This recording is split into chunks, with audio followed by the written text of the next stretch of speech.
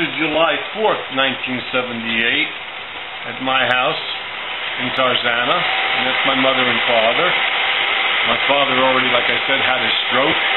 Take the camera away, he says. I don't need the camera. I don't need it.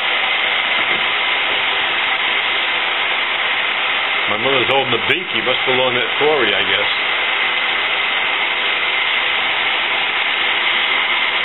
I'm not sure where that is. Now, who's this? Amy swimming with who? Oh, back to swimming lessons. Oh, maybe this is not July 4th. This is swimming lessons yet. Sorry about that. Putting the face in the water, picking up and breathing. Oh.